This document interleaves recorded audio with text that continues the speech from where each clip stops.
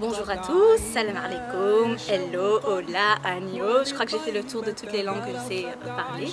Je me présente, je m'appelle Linda, je suis étudiante en médecine et je suis aussi examinatrice médicale à la Croix-Rouge depuis un petit peu plus d'1 an et demi. Le but de cette vidéo, c'est de vous expliquer un petit peu plus le fonctionnement du don du sang.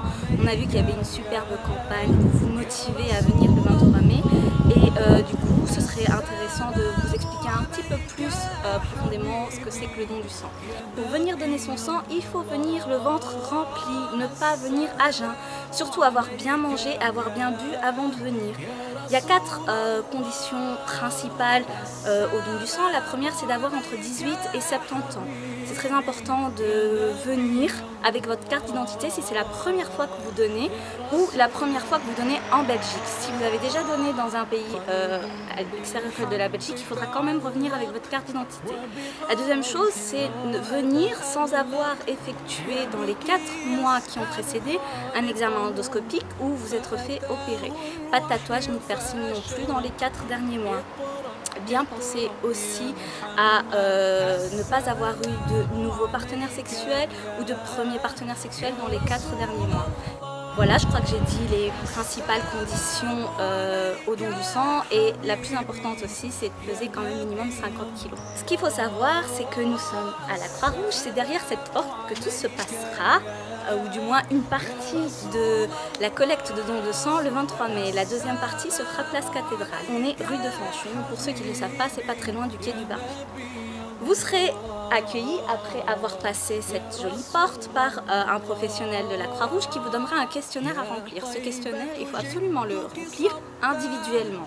Ne pas vous aider les uns les autres et ne pas regarder les réponses des uns des autres. C'est un peu comme à l'école, on ne triche pas, on ne regarde pas sur le voisin et le voisin ne regarde pas sur nous.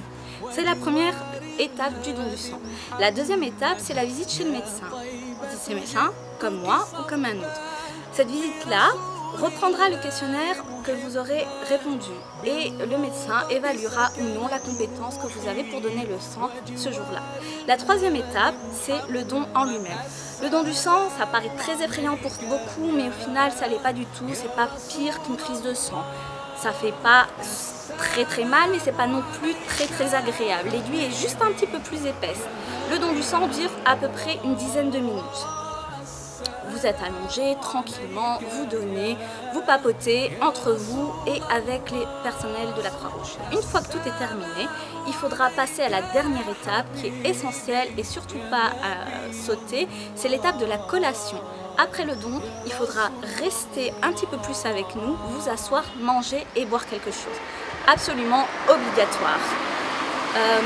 Je pense que j'ai tout dit. Ce qui est important, c'est de passer un bon moment ensemble pour que ce ne soit pas une expérience traumatisante et pour que vous puissiez revenir les fois d'après. Il y aura des personnes de la Croix-Rouge, des personnes de la PHPL et des personnes de l'Union des mosquées qui seront là pour répondre à vos questions si vous en avez besoin.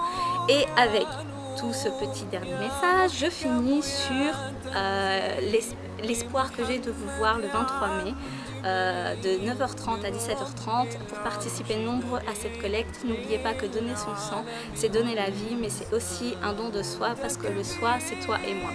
Bye bye!